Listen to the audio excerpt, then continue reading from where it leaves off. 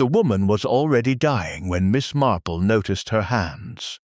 That was the thing nobody understood afterward. When the questions began, and the village turned itself inside out, looking for explanations. They looked at the wrong moment. They looked at the collapse, at the jar of honey rolling across the cobblestones, at the small crowd gathering with their terrible, well-meaning uselessness. They looked at everything that happened after. But Miss Marple had been watching Nora Fielding for 20 minutes before any of it, standing 12 feet away with a bunch of sweet williams in her hand, and she had seen the hands first. They were trembling, not the ordinary trembling of cold or age. Nora Fielding was 63 and had worked outdoors most of her life, and her hands in the usual way were steady and brown and capable. These hands, break time fime, this Sunday morning, were doing something different. They were moving over the jars on her stall's front shelf in a constant, compulsive checking. Touch the jar, move on. Touch the next one, move on. Back to the first, over and over, as though she were counting them, or confirming something, or trying to reassure herself that whatever she feared had not yet happened. Miss Marple set down the sweet williams. The St. Mary Mead Sunday Market had been a village institution for 11 years, running from 8:30 until noon along the broad lane beside the churchyard, beneath the old chestnut trees whose roots had made satisfying trouble for the lane's paving stones for the better part of a century. It was not a large market. 23 stalls on a good week, fewer in autumn. Break time equals 05s, with the last of the summer's vegetables giving way to preserves and dried herbs and the first of the apple season. It smelled of bread and cut grass and something sweeter beneath, and on this particular Sunday in September, it was doing a brisk trade in the mild morning warmth. The kind of morning that makes even unhappy people feel briefly that things might be all right. Nora Fielding's honey stall stood at the north end, closest to the churchyard gate, which she had always said was the better position for the light. She sold 6 varieties, each labeled in her own careful hand, and her jars had won the county fair 3 years running. People came specifically for them. The stall was beautiful in an unassuming way. Amber and gold and pale cream, the jars catching the September sun with the warmth of stored summer. Break time equals 05s. Miss Marple had stopped to admire it as she always did and had been about to speak to Nora when she noticed the hands. She waited instead. She picked up a jar of the clover honey and examined its label. She was very good at waiting. It was one of the particular gifts of elderly women in small villages. The ability to be present without appearing to observe, to watch with perfect attention while appearing to do nothing more purposeful than read a label one has read a dozen times before. Her nephew Raymond always said she was terrifying. He meant it as a compliment. Nora's eyes moved across the market in short, scanning bursts. Not the easy pleasure of watching a community she had known for 20 years. Something else. She was looking for someone, or looking to make sure someone was not there. Break time .05, and the distinction between those two things was not yet clear. At 9:45, a woman from the far end of the market called out something about change for a £5 note, and Nora turned her head, and in that moment of inattention, Miss Marple noted 2 things. A jar on the middle shelf, not the front shelf Nora had been checking, but the middle one, pushed back slightly toward the wall of the stall. This jar had a slightly different label. Same hand, same ink, but the label sat at a fractionally different angle to all the others, as though it had been placed there by someone else, matching the style but not quite matching the precision. And then the man. He passed the stall without stopping, which was itself unremarkable. People passed stalls all the time without stopping. Break time 05s. But this man's pace changed precisely as he drew level with Nora's display. A fractional slowing, a half-turn of the head, a glance not at the honey but at Nora herself. The glance of someone confirming a fact. Then he walked on. Nora had seen him. Her hands went still on the shelf. Whatever she had been checking, she had now stopped checking it. With the particular stillness of a person who has understood that checking is no longer the point. She turned, and her eyes found Miss Marple's. People often found Miss Marple's gaze when they needed to. It was something she had noticed over many years and never fully understood. The way that a person in distress will locate, in any group of bystanders, the one who is paying real attention. Perhaps it is that genuine attention is visible in a way that polite attention is not. Break time 05s. Or perhaps the frightened are simply better at finding allies than the comfortable. Nora came around the front of her stall. She was a small woman, compactly built, with the kind of face that had once been pretty and was now something better.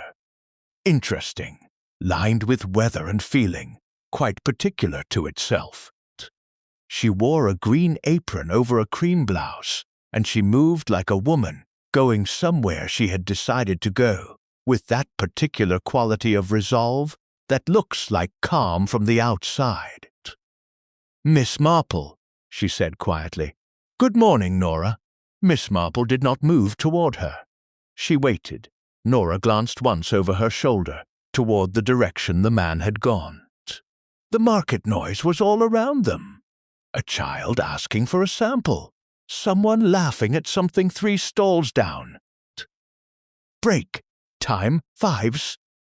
The Reverend Calloway's pleasant voice carrying from the far end where he was doing his customary Sunday round of the vendors, never buying anything, touching everyone briefly on the arm with that warm ministerial hand. "I need you to know something," Nora said. Her voice was very low. Not a whisper. A whisper draws attention, but the register of someone speaking privately in a public place. "In case something happens, I need someone sensible to know. I am quite sensible," said Miss Marple. For just a moment, something crossed Nora Fielding's face that was almost like relief. Then she leaned forward the small distance required and said 2 words, quietly and precisely, directly into the particular silence that had opened between them in all that cheerful market noise. Miss Marple listened. Nora stepped back. Break time .05s. She opened her mouth to say something further, something that would have explained, that would have given the 2 words their context and their urgency and the full shape of what she had been afraid of.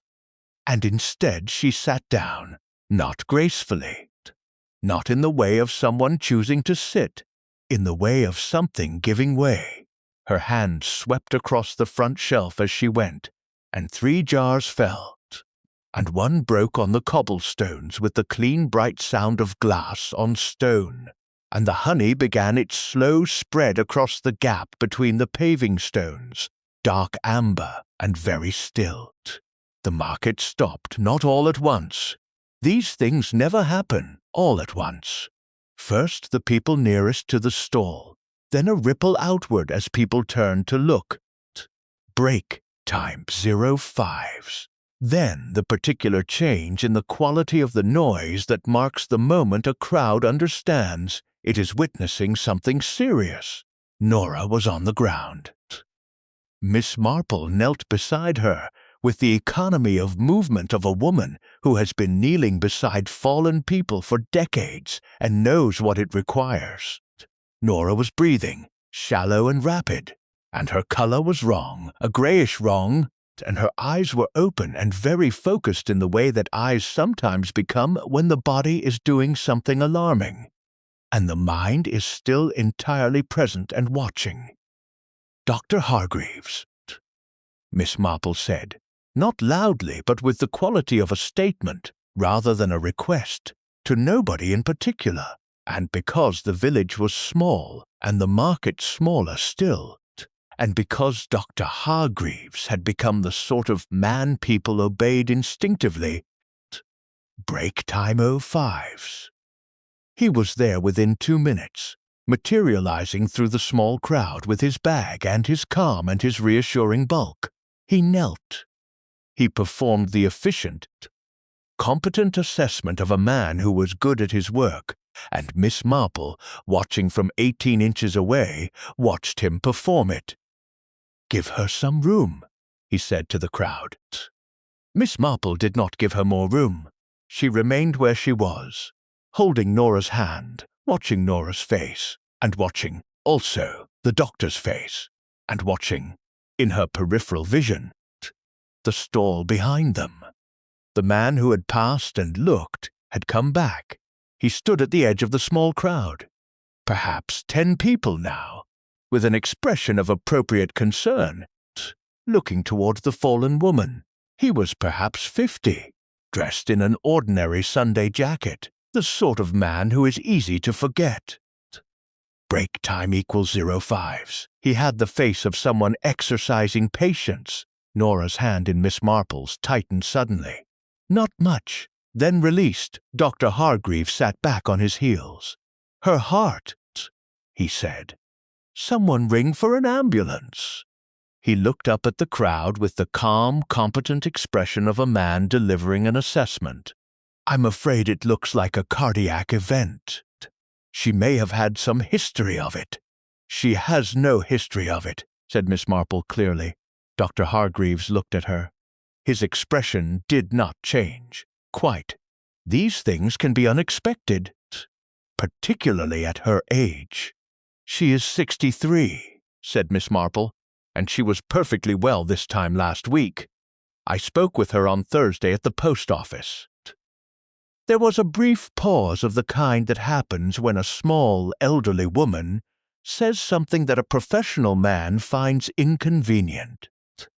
"Break time 05s. "Nevertheless," said Dr. Hargreaves, and turned to organize the crowd. Miss Marple rose to her feet carefully, one hand on the stall's front shelf for support. And as she did, she looked at the middle shelf, the one where the jar with the slightly different label had stood. The jar was gone. She had not seen it taken.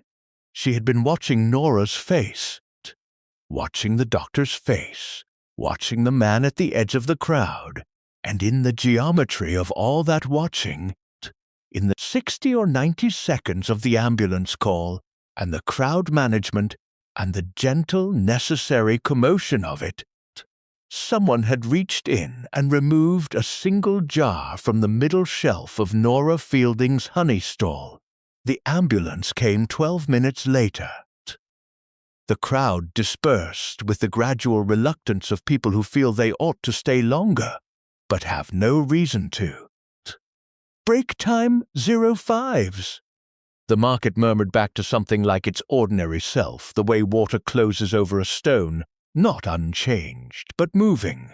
Miss Marple stood at Nora's stall alone. She did not touch anything. She looked at the shelves. She counted the jars. She noted the gap on the middle shelf, and she noted that the broken jar on the cobblestones had been, as far as she could tell, an ordinary jar of honey. The fall had been accidental, a sleeve catching the front shelf as Nora went down.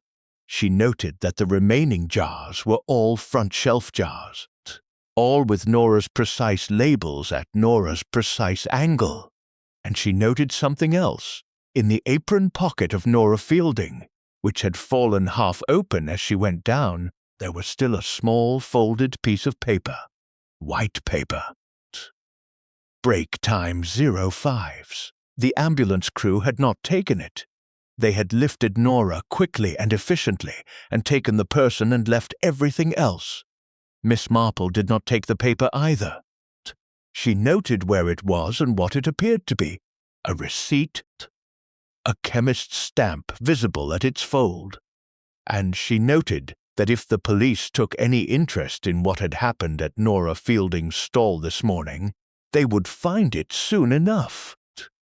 If Inspector Slack took any interest, which was another matter entirely. She picked up the Sweet Williams she had set down 20 minutes ago and walked toward the market exit with the slightly careful pace of an elderly woman who has had a small shock and is being sensible about it. And the two words Nora Fielding had pressed into the air between them came with her, quiet and precise, and she turned them over as she walked. Break time equals .05s. Feeling their weight, understanding at least some of what they meant, and understanding that she did not yet understand enough. The ledger. That was what Nora Fielding had said. The ledger. What ledger? Who kept it? What it recorded? And why a woman who sold honey at a Sunday market and lived quietly in a cottage on the edge of St. Mary Mead had needed to use the last steady moment available to her to put those two words into the only trustworthy hands she could find. All of that remained to be understood. But Miss Marple was patient. She had been patient for 80 years, more or less, and in her experience, the truth in small villages had a way of surfacing eventually. The way things buried in soft ground work upward over time. One simply had to pay attention and be there when it arrived. She walked home through the churchyard. Braked 05s, past the old graves and the new ones, in the mild September sun, with the Sweet Williams over her arm, and two words turning slowly in her mind like a key in an unfamiliar lock. Behind her, at the north end of the market, the remaining jars of honey caught the morning light. One shelf was empty. Someone had been very quick and very careful, and very certain of what they were looking for. That, thought Miss Marple, was interesting. Almost more interesting than what they had taken. Because people who are certain of what they want have usually been certain for some time. And certainty of that kind does not arrive suddenly. It is built slowly from a long familiarity with what is at stake, whatever Nora Fielding had possessed, or known, or kept. It had been at stake for longer than this morning. That was where she would begin. Break time .05s. Section word, count this section. 2. 550 words total progress. 2,550, 15,000 words, 17% complete. Sections remaining. 7 next section will cover. Miss Marple's intelligence gathering begins. The Tuesday committee. Mrs. Bantry's tea. And the introduction of all 4 suspects through the natural machinery of village life. The Reverend's charm first appears here, and the honey jar mystery deepens. The Tuesday Flower Arranging Committee met at 11 o'clock in the vestry of St. Mary Mead's parish church, and Miss Marple had not missed a meeting in 4 years, which meant she had not missed 4 years of information delivered entirely voluntarily. Break type 05s by 7 women who between them knew everything worth knowing about the village and a great deal that was not worth knowing but interesting nonetheless.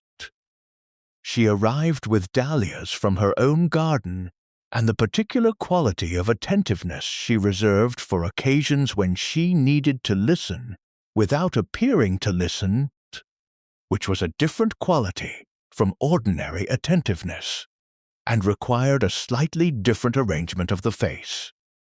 Mrs. Bantry was already there, sorting gladioli with the vigorous efficiency she brought to all physical tasks. She looked up when Miss Marple came in. "Nora Fielding," she said without preamble. How dreadful. I rang the hospital this morning and they won't say a thing, of course.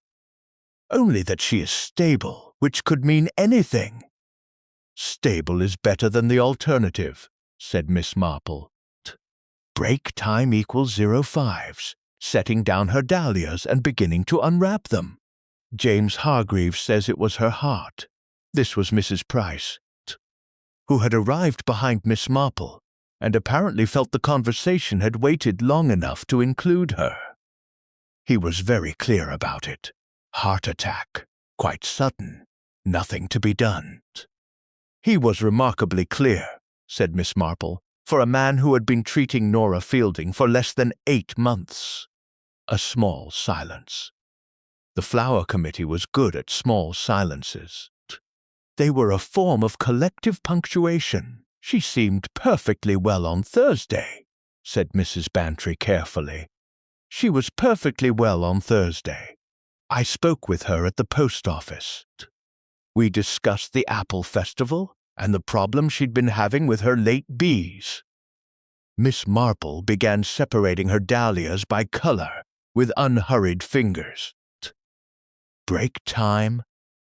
She mentioned she'd been sleeping poorly. I assumed it was the bees.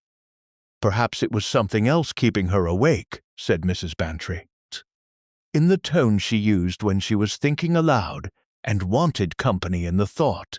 Miss Marple said nothing. She arranged a deep red dahlia against a pale one and considered the effect. The committee arrived in its entirety over the next 10 minutes. Mrs. Webb, who lived next door to the churchyard and knew the movements of everyone who used the lane. Miss Hartley, who was the postmistress's cousin and occupied a position of informational adjacency that she used with both discretion and, on occasion, excellent timing, and Mrs. Glover, who was new to the village, only 3 years established. Break time, equal 5s, and therefore still in the habit of asking questions that longer residents had stopped asking, because the answers had long since become invisible to them through familiarity. It was Mrs. Glover who mentioned Reverend Calloway first. He was absolutely wonderful at the market on Sunday, she said, wrestling with a bucket of chrysanthemums, helping to keep people calm after poor Nora collapsed. He has such a way with people, doesn't he? That quality of, I don't know how to describe it. He makes you feel he's entirely focused on you. He does, agreed Miss Hartley. I've noticed it myself. He gave a sermon last month about forgiveness that made Mrs. Webb cry, which I understand has never happened before. Once, said Mrs. Webb without looking up from her roses, during the flooding of 1987. Break time equals 05s, and that was different. He's been a wonderful addition to the parish, said Mrs. Price warmly. After Reverend Donahue, lovely man, but one did always feel he was slightly thinking about something else. Miss Marple inserted a dahlia into her arrangement with precise care. He came to us from Dorset, I believe. Which parish was it? Does anyone know? A brief consultation established that nobody was entirely certain. Somewhere near Wareham, one thought, or possibly Blandford. He had not spoken much about it, but then clergy often didn't, moving around as they did. He visited Nora at the market quite regularly, said Mrs. Webb, with the neutrality of a woman who is reporting a fact and inviting others to consider whether it is more than a fact. Saturday mornings, usually, before the Sunday market, I see him from my garden. Break time 05s. He always stopped at her stall. He stops at everyone's stall, said Mrs. Glover. That's rather his thing. Yes, agreed Mrs. Webb, though he tends to speak to most people for 2 or 3 minutes. He spoke to Nora for rather longer. I noticed because she seemed not uncomfortable, exactly, but not entirely comfortable either. Miss Marple noted this and moved on, which was the correct technique. One noted and moved. One did not press. Pressing made people self-conscious, and self-conscious people became guarded, and guarded people stopped remembering things aloud. The arrangement continued. The conversation moved, as it always did, through a dozen small channels. The upcoming harvest festival, the condition of the church roof, the vexed question of the new bench placement in the side aisle. And through it all, Miss Marple listened. Break time equals 05s, and occasionally spoke, and gathered. Owen Hatch was mentioned in passing. He had apparently had words with someone about the market stall fees again.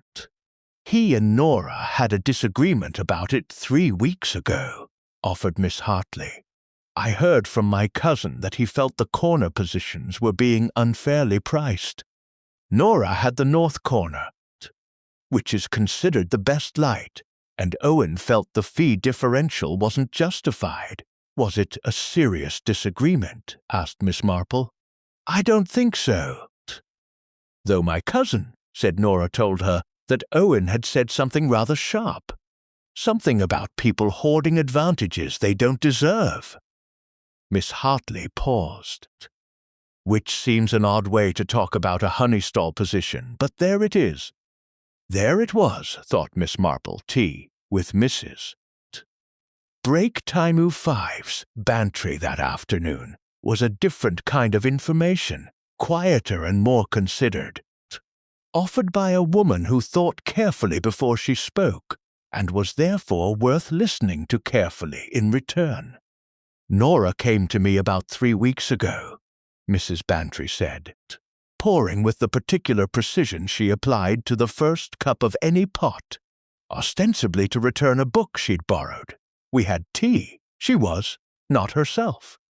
Agitated under the surface, the way some people are when they need to say something and are not sure whether it is safe to say it. Did she say it? Not directly. She asked me, rather obliquely, what I knew about the process of making a will, whether it was complicated, whether it required a solicitor, or could be done simply on one's own. Mrs. Bantry set down the pot. I told her what I knew, which is very little. Break time 05's. She nodded as though I'd confirmed something she'd already decided. And then she changed the subject entirely and talked about the apple festival for 20 minutes with great apparent enthusiasm. 3 weeks ago, said Miss Marple. 3 weeks ago, agreed Mrs. Bantry, which I find in retrospect troubling. Miss Marple drank her tea. Outside the window, Mrs. Bantry's garden was beginning the slow, dignified untidying of September. The dahlias still bright, but the roses letting go, the grass developing the slightly longer quality of a lawn that has understood summer is ending and sees no particular rush. Tell me about Sylvia Trench, she said. Mrs. Bantry considered. Nora's closest friend in the village. They've known each other 12 years, since Sylvia moved here after her divorce. Rather reserved woman, not unfriendly.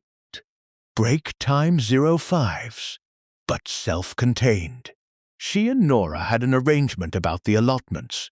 Nora's plot was going to pass to Sylvia informally, a verbal agreement, because Nora's knees had been making the kneeling difficult, and Sylvia had the time and the inclination. Had Sylvia known about this for long? I believe so. Why?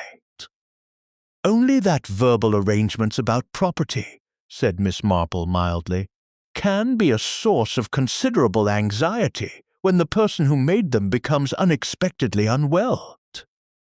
Mrs. Bantry looked at her steadily over the rim of her cup. You think it was not her heart? I think, said Miss Marple carefully, that Nora Fielding was frightened before she collapsed, and that she chose a specific moment and a specific person to tell 2 words to, and that the specific person she chose was not Dr. Hargreaves. Break time 05's, who was the medically appropriate choice, and not Sylvia Trench, who was her closest friend. She chose me.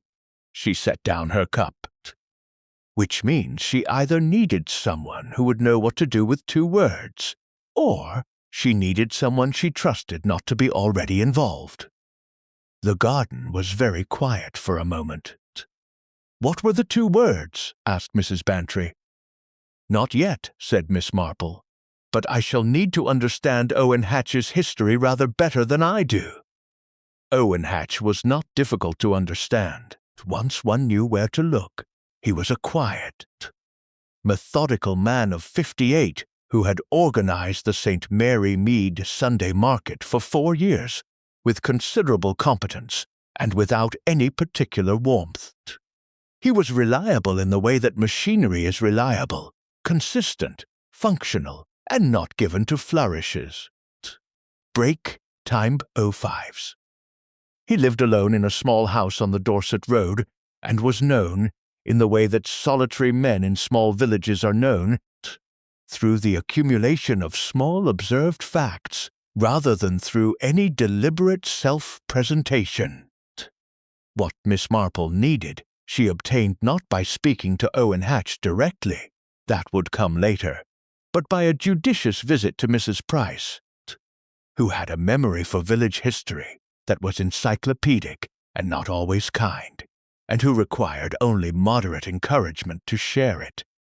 "He was not always in market management," said Mrs. Price. Over a second slice of the lemon cake she had produced with the speed of a woman who had been hoping for a pretext to eat it. "He came here from, I want to say Bristol, or was it Bath? Somewhere beginning with B. He had been in finance of some kind. There was some trouble." Break time .05s. "Years ago, before he came here, though I never knew the details, Nora hired him to help her with the stall accounts for a season when her eyes were giving her trouble, and she recommended him to the market committee afterward. She always said he was very good with figures. And the trouble you mentioned?" Mrs. Price pursed her lips. "I don't like to repeat things I'm not certain of." "Of course not," said Miss Marple warmly. "I believe it was financial in nature," said Mrs. Price, in the tone of a woman repeating something she was not certain of. 30 years ago or more. Nothing recent." "Nothing recent," thought Miss Marple, "but known to Nora, who had employed him when his eyes were on the accounts, and who had gone on to recommend him warmly to the committee. Known and apparently forgiven, or at least set aside. Break time 05s, but perhaps not forgotten, and perhaps mentioned to someone else, and perhaps that mentioning was the thing that had been used against him. She saw Dr. Hargreaves that same evening. By the simple method of going to the surgery at a time when she knew he would be finishing his last appointments, and presenting herself as a patient with a minor concern about her blood pressure, which had the double advantage of being plausible and not untrue. He was a competent man. She had always thought so. Efficient, clear, not unkind. Perhaps 50, with the heavy-set quality of a man who had once been athletic and was now sedentary, and had not quite reconciled himself to the change. He had come to St. Mary Mead 8 months ago, with good references and a pleasant manner, and had been immediately and widely liked. Break time .05s. He took her blood pressure with focused professionalism and told her it was fine, which she had known. "Such a distressing morning," she said, as he was returning the cuff to its hook. "Poor Nora Fielding. I do hope she's improving." "These things are difficult to predict," he said, in the careful voice of a doctor who does not discuss other patients. "I'm sure she's receiving excellent care. You were very quick to reach her." "I was fortunate to be nearby." "Yes," said Miss Marple. "You were, weren't you?" She picked up her bag with an elderly person's slight ceremony. "I noticed, and I hope you won't think me foolish for mentioning it, that there was a jar from her stall missing afterward. From the middle shelf, someone took it during the commotion. The change in Dr. Hargreaves was slight. Break time equals 05s. It was the change of a man who had been expecting a conversation to end and has discovered that it is not going to. "I wouldn't know anything about that," he said. "No," said Miss Marple pleasantly. "Of course not. Good evening, Doctor." She went home through the mild September dusk and sat in her chair for a long time thinking about the doctor's face, and about the particular quality of his denial, which had been the denial of a man who knew what he was denying, not the puzzled denial of a man who did not understand the question. That, she thought, was the second interesting thing of the day. The first had been Reverend Calloway's visit to Nora's stall on Saturday mornings, which was regular and long and made Nora not entirely comfortable. And the third, Break 05s, which arrived as she was making her supper and fitting together the small pieces of the day into something approaching a shape, was the memory of something Mrs. Price had said, and she had not, in the moment, attended to with full care. Nora hired him to help with the stall accounts. Nora Fielding sold honey. She kept a honey stall at a village market. What accounts would require help? What figures, in the selling of honey at a country market, were complex enough to need a man who had been in finance? Unless, thought Miss Marple, the accounts in question were not the honey stall accounts at all. She went to bed thinking about that, and about 2 words, and about the middle shelf of a honey stall, and about the particular expression on a new doctor's face when an old woman asked him a question he had been expecting from someone else. Break. The chemist on Market Street had been in St. Mary Mead for 30 years under 3 different proprietors. The current one being a precise and affable man named Mr. Dent, who took the privacy of his customers seriously in the way of a man who genuinely respected privacy as a principle, and who had therefore developed the particular ability of chemists in small villages to share information while appearing to be protecting it. Miss Marple arrived on Wednesday morning with a prescription for her occasional insomnia, a genuine prescription, genuinely needed, and managed the visit with the patience of long practice. Mr. Dent filled the prescription. They discussed the insomnia. They discussed, briefly and with appropriate solemnity, the sad business of Nora Fielding's collapse at the market. "She was in here recently," said Mr. Dent. Break time .05s, in the way people say such things when they mean to say more but are establishing whether more is welcome. "Was she," said Miss Marple. "Last Thursday, with a gentleman I didn't know, not from the village. She introduced him as a friend from her previous life before she came to St. Mary Mead. He was a quiet sort of man, watched everything." "You know the type," said Miss Marple. "What did she purchase?" Mr. Dent permitted himself a small pause. "Nothing unusual. Microcrystalline wax, a small amount. The kind used for sealing documents or food preservation." She asked very specifically about the temperature properties, at what temperature it softens, whether it would hold a tight seal against humidity. I remember thinking it was a very technical question for someone buying a domestic quantity. And the man with her. Break time, .05s. Did he purchase anything? He browsed. Mr. Dent aligned the edge of the prescription bag with the counter edge in a small compulsive gesture. He spent some time looking at the adhesive section. He did not buy anything. He was waiting for her, I think. Miss Marple received this, thanked Mr. Dent for the prescription, and walked out into the Wednesday morning with the receipt's purpose now clarified to her satisfaction Nora had been sealing something in wax, not for preservation, for protection, against discovery, which meant she had known, as recently as last Thursday, that she was holding something dangerous and had still been refining her methods of concealing it, which meant, also, that the honey jar on the middle shelf, taken during the confusion of her collapse, had been there deliberately.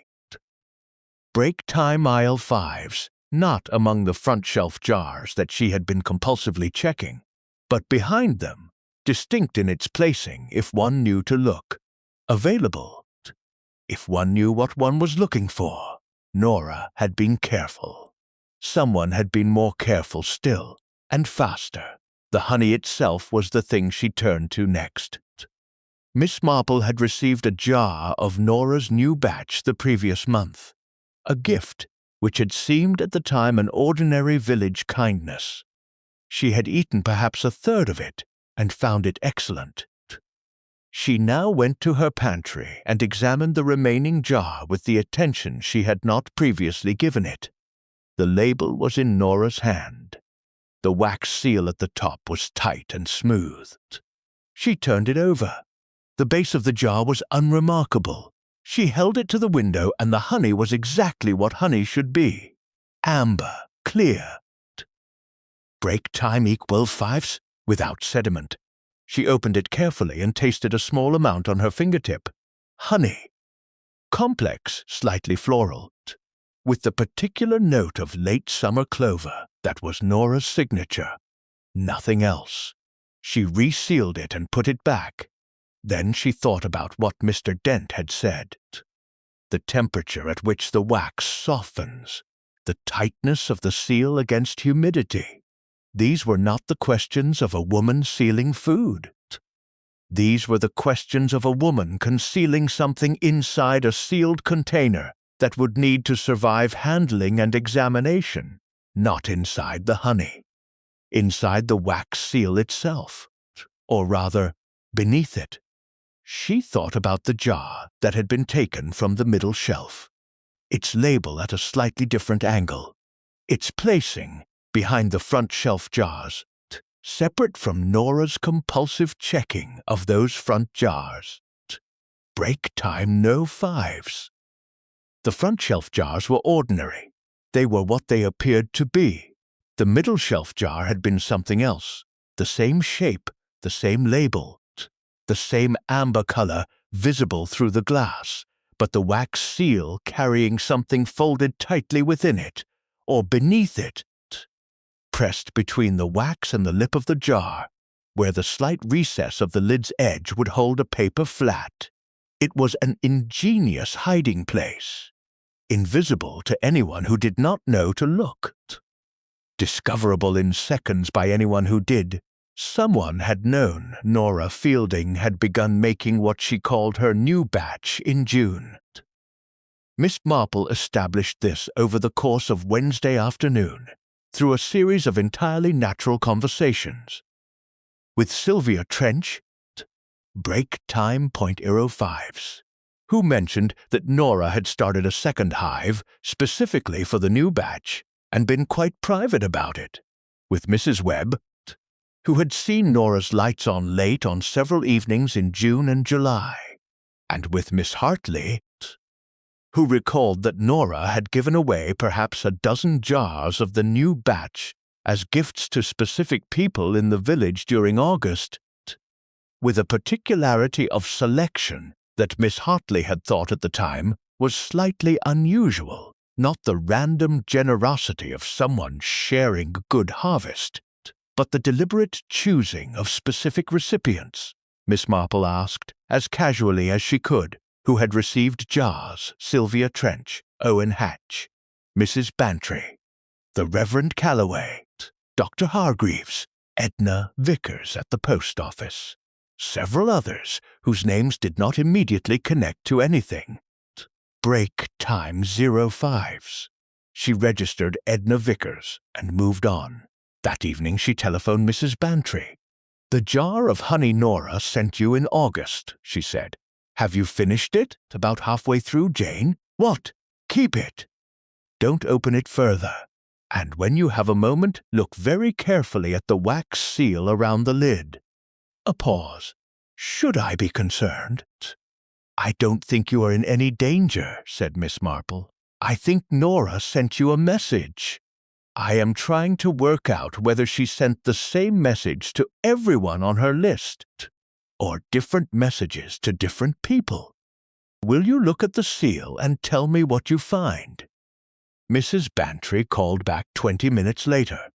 There's something under the wax, she said. Her voice had shifted quality. A folded piece of paper, I can see the edge of it. Jane, what is this? Don't remove it yet. Break time? So fives. Bring it to me tomorrow morning. Jane, tell me something. I believe, said Miss Marple, that Nora Fielding spent the summer distributing a document to people she trusted, or people she believed might be in a position to act on it, or both. She distributed it in pieces, or perhaps in copies, and someone discovered what she had done. And on Sunday morning they came to the market to retrieve one specific copy, the one that perhaps contained the most important portion, before it could be found. And Nora. Miss Marple was quiet for a moment. The September dark outside her window was complete and still. Her garden was invisible. Nora knew they were coming, she said. That is why she was checking the front shelf jars. She was not checking whether they were there. Break. Time equals 05s. She was checking whether someone had already been to the stall before the market opened and interfered with the jars. And when she saw the man pass and look, when she knew they were there, watching, waiting for the right moment, she came to me because I was the nearest person she trusted, and she gave me the 2 words that would tell me where to begin, so that if something happened to her, the search could continue. She had not said this aloud until now. The shape of it, said aloud, was worse than it had been in her mind. She expected them to act against her, said Mrs. Bantry quietly. I think she may have expected it for some time, said Miss Marple. The question is what she discovered, and how long she had been keeping it, and whether the person who took the jar from the stall on Sunday morning retrieved everything they needed. Break time equals 05s. Whether there are other copies still in existence. My jar, said Mrs. Bantry. Your jar, agreed Miss Marple. And possibly others. Bring it in the morning. Be ordinary. Come as you would normally come. She put down the telephone and sat for a while with her hands in her lap. The Reverend Calloway had received a jar of Nora's new batch, and the Reverend Calloway had visited Nora's stall on Saturday mornings, regularly and at length, and his visits had made her not quite comfortable. And now the Reverend Calloway was making his customary evening round of the parish. She knew, because she could hear his pleasant voice somewhere in the lane outside, speaking to old Mr. Featherstone about the Harvest Festival, and he sounded exactly as a good vicar should sound at 9 o'clock on a Wednesday evening in September, warm, attentive. Break time 05s. Entirely present. She found, unexpectedly, that she did not like the sound of it at all. He came to her on Thursday afternoon. She had been half expecting it. The visit of a man who knows a question has been asked and wishes to understand how much of the answer has been found. But even so, the knock at the door had the quality of something that has been anticipated and is still, in the moment of arriving, slightly unwelcome. Miss Marple, he said with the warm attentiveness. He was a tall man, the Reverend Thomas Calloway, with the kind of face that photographs well. Strong-boned, open, marked by what appeared to be outdoor living and genuine feeling. His eyes were blue and direct, and quite good at appearing to offer more than they were actually offering. I hope I'm not interrupting. Not at all, she said, and let him in. Break time .05s. He refused tea, which she noted. People who refuse tea in an English village in September are either in a hurry or prefer to be the one controlling the pace of the conversation, and he did not appear to be in a hurry. I've been thinking about poor Nora, he said, settling into the chair she indicated with the ease of a man at home in other people's houses. Such a frightening thing to witness. You were there when it happened, I understand. That must have been very distressing for you. It was, said Miss Marple. Had you spoken with her? Before it happened, I mean. I was on the other side of the market and didn't reach her in time. A pause. I only ask because she had seemed somewhat burdened recently. I had been concerned about her. Break time 05s. One wonders whether she said anything that might help us understand. The sentence was perfectly constructed. Help us understand the collective pronoun. The pastoral framing. The implication that any information Miss Marple had been given was something she would naturally share with her vicar, as part of the ordinary furniture of village life. She said very little, said Miss Marple. She collapsed quite quickly. Of course. His expression arranged itself into sympathy. I only thought she may have mentioned something that was weighing on her. She came to me recently, you know, in a pastoral capacity. I can't, of course, share the substance of a pastoral conversation, but she was clearly under some strain. She seemed quite well on Thursday, said Miss Marple pleasantly. Perhaps, though these things can build quietly, can't they? Break time 05s overtime. He looked at his hands briefly, then back at her. She had been somewhat preoccupied with the past, I thought. Old history, old decisions. Sometimes the weight of those things becomes very heavy. I find that old history can be surprisingly relevant, said Miss Marple, particularly when it involves other people. Something moved across Reverend Calloway's face with the speed of something that did not want to be seen. Indeed, he said after a moment. Well, I only wanted to check on you, Miss Marple. These events can be more affecting than we realize, particularly as one gets older. He rose with the smooth ease of a man in good physical condition.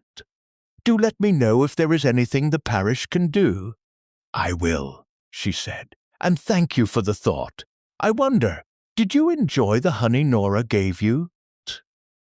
Break time 05s. Her new batch. He was halfway to the door. He stopped, and the stopping was itself the information she needed, because a man with nothing to hide stops naturally, and this stopping had a different quality.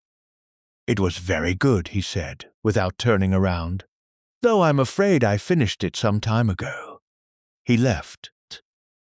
Miss Marple stood at her sitting-room window and watched him walk down her garden path and through the gate and turn left into the lane, and she noticed that he walked at the same measured, unhurried pace he always used, and that this measured, unhurried quality was the pace of a man controlling his pace, not the pace of a man who was naturally unhurried.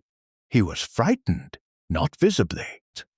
But she had been watching people for 80 years, and she knew the quality of controlled fear when she saw it. Break time? .5s. The particular combination of over-precision and over-smoothness, the way the body performs calm rather than experiencing it. He had finished his jar of honey. He had either consumed it, or he had found what was inside the wax seal and removed it. Or he had been given a jar specifically designed to not contain anything, because Nora had known his jar might be searched and had made his copy safe by making it empty. 3 possibilities. She could not yet determine which, but the 4th possibility, which she had not yet named even to herself, was the one that moved quietly through the back of her mind as she went to the telephone to ring Inspector Craddock in Much Benham. The fourth possibility was that the Reverend Thomas Calloway had finished his honey, because there had never been anything in it. Break time equals 05s, and the reason there had never been anything in it was that Nora had not trusted him with the ledger. Because the ledger was about him, Inspector Craddock had the good sense and the long experience to listen to Miss Marple without interrupting. He was not a young man anymore. He had known her for 16 years, and he had learned in those years that interrupting her while she was assembling something was like interrupting a watchmaker in the middle of a delicate movement. The resulting confusion was nobody's friend. He came on Thursday evening and sat in her sitting room with his notebook on his knee, and the expression of a man who is prepared to hear things that will create more work for him.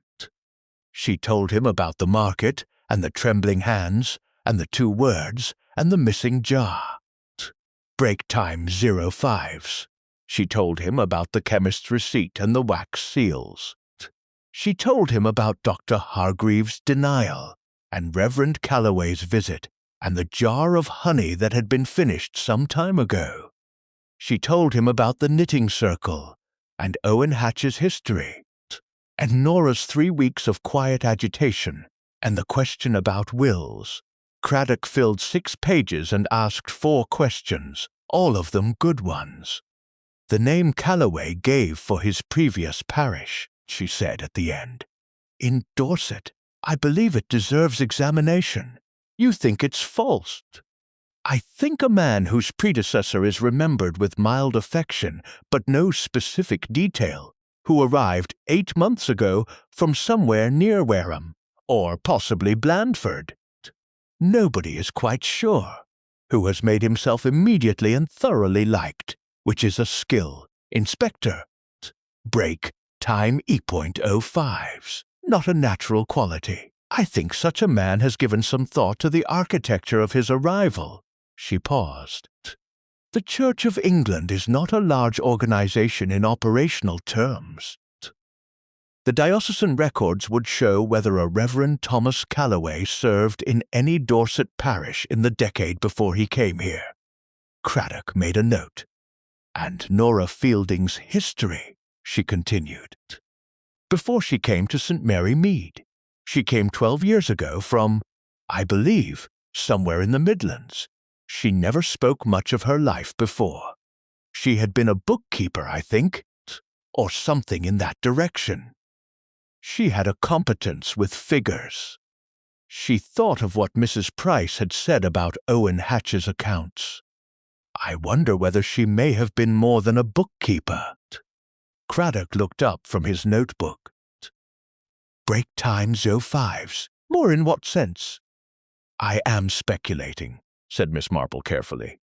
But a woman who distributes a document in pieces across a village, sealed in wax inside honey jars, to specific recipients she has apparently chosen with care.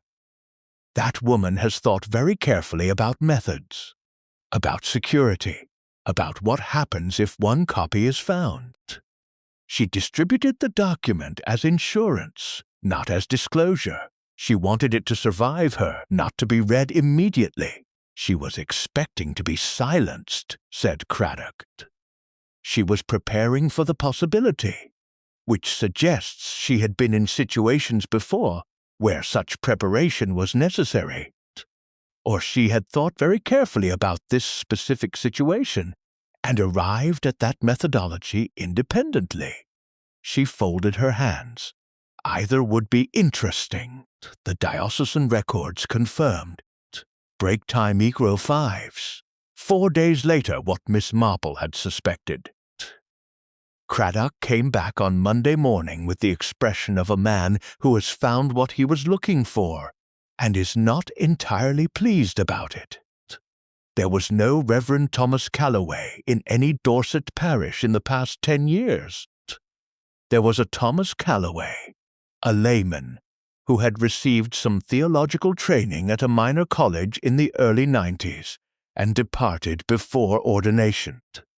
There was a brief record of a complaint against this same Thomas Calloway at a residential course in 1997, the nature of the complaint administrative rather than canonical. After that, nothing. Until St. Mary Mead, 8 months ago, with a letter of introduction from a bishop's office that, on closer examination, used headed paper that had been very carefully reproduced but was not, in fact, Break Time .05's the paper currently used by that diocese. He's not a vicar, said Craddock. No, said Miss Marple, though he is very good at being one. Sylvia Trench came on Monday afternoon. Miss Marple had sent a note asking her to call, and Sylvia came with the nervous punctuality of a woman who has been wanting to speak and waiting to be asked. She was a thin, composed person, 55, with grey-streaked hair cut close and a habit of looking slightly to the side of the person she was speaking to. As though direct eye contact were a resource she rationed carefully. She sat down and accepted tea and did not drink it. She told me, she said, without preamble, about 6 weeks ago. Not everything. She said it was safer if I didn't know everything. But enough that I've been frightened since. Miss Marple waited. Break time equals 05s. She had discovered that the Reverend was blackmailing people in the village, said Sylvia. 3 people, as far as she knew. He had come to each of them privately, separately, and told them that he was aware of something in their past, something they would not want known, and that a regular payment, modest, untraceable as a charitable donation, would ensure his continued discretion. How had he come by the information? Sylvia's hands moved slightly in her lap. That's what Nora wanted to know. She started looking into it. She had a way of finding things out quietly. She'd done it before, she said, though she didn't explain what she meant. She traced the Reverend's movements before his arrival here. He had been in 3 other villages in the previous 4 years, staying 8 or 9 months in each.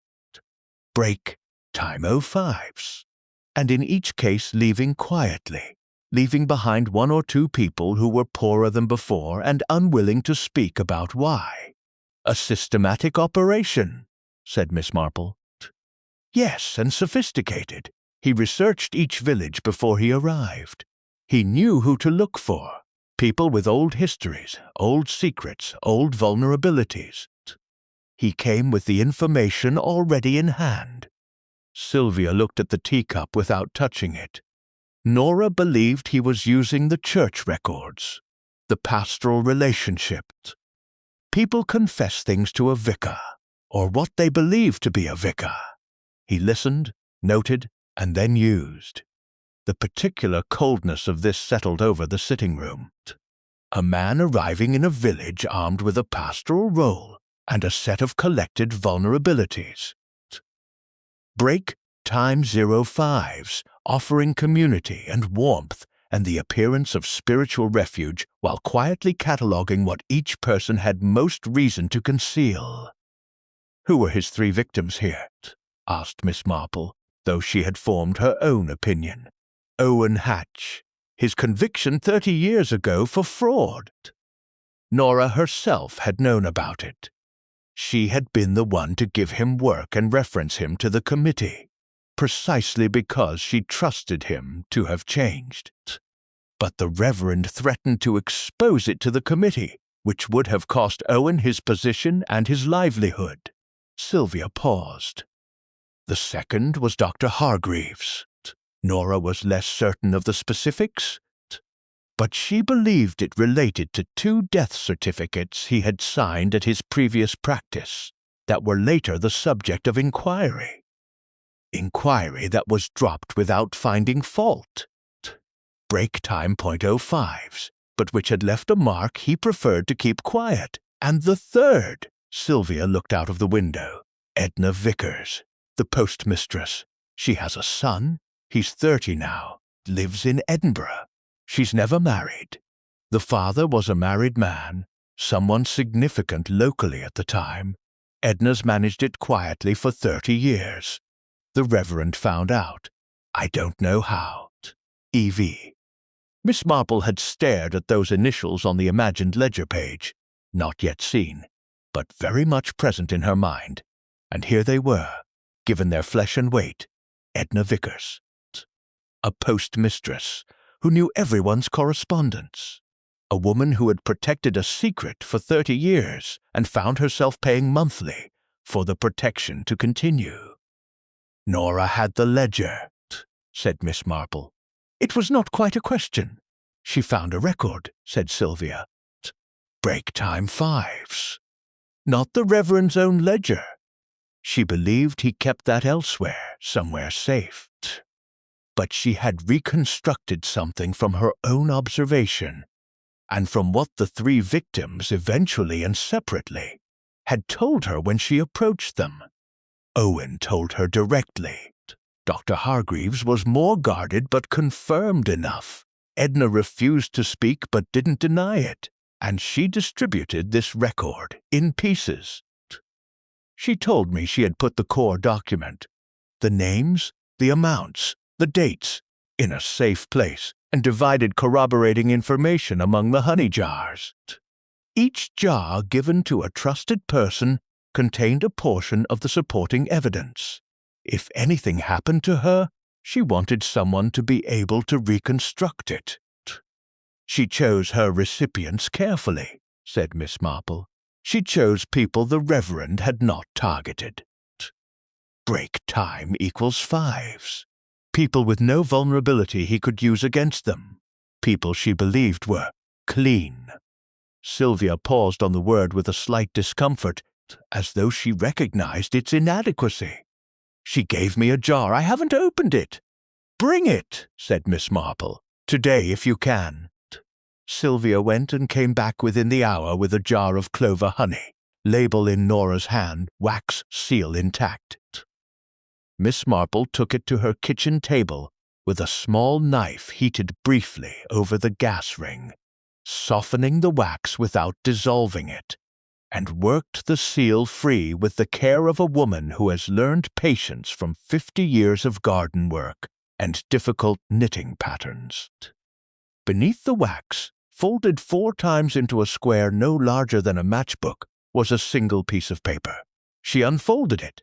At the top, in Nora Fielding's small, break time equals 05's, precise hand. Reverend Thomas Calloway. Account of monies received in exchange for silence below. 3 names, 3 columns, dates beginning 9 months ago. Amounts. Running totals, core document held separately. Location known to SF. SF, Miss Marple thought. Sylvia Fielding? No. Sylvia's surname was Trench. SF. She set the name aside for later. She had what she needed for Craddock. She did not yet have everything she needed to understand, because the ledger page explained the blackmail. It explained Nora's fear and her precautions and the jar taken from the market stall. But it did not explain why a woman of Nora's evident capability and preparation had been caught before she could act. She had the evidence. She had the distribution system. She had, apparently, the core document held in a location known to someone with the initials SF. Why had she not simply gone to the police? She asked Sylvia this directly. That same evening, over the telephone, Sylvia was quiet for a moment. She said she was afraid the Reverend had someone else, someone she hadn't identified, someone in a position to intercept it if she went directly. In the police? She didn't say. She said she needed to be certain first. She was almost certain. She needed one more piece, and she didn't find it in time. No, said Sylvia. She didn't. Miss Marple put down the phone and sat in the gathering dark of her sitting room, with the ledger page on the table in front of her. and the September night thick, and still outside her window. SF, not Sylvia Trench, somewhere else. Break time 05s. Someone who knew the location of the core document, the original record, the full account, whatever Nora had assembled over months of careful observation. She thought about the initials in a different direction. Not a person's name, a location, a designation. Sunday Flower Committee had minutes going back 11 years. St. Francis's. The small Anglican retreat house, 4 miles outside the village, where one could leave things in care of the warden. Or, she thought, and the thought was careful and slow, and came with the particular quality of something arriving from a long way off. The Second Form Archive. The records of the County Council's Historical Preservation Library in Benham, where Nora had volunteered twice a month for the past 3 years. Not initials, then. An abbreviation. Second floor. Break time 05s. She stood up and went to the telephone again. The county library in Benham opened at 9 o'clock on Tuesdays and Thursdays. Miss Marple arranged through the offices of her nephew Raymond, who knew a great many people and owed her a great many favors, a conversation with the chief archivist by telephone on Monday evening. The archivist was a capable woman named Mrs. Fellows, who had the slightly clipped precision of someone who spends her professional life protecting the integrity of documents and has little patience for people who do not understand why that matters. Miss Marple explained, with appropriate brevity, that a recently bereaved family had been trying to locate a document that their relative, Nora Fielding, a regular volunteer, may have placed in the library's care.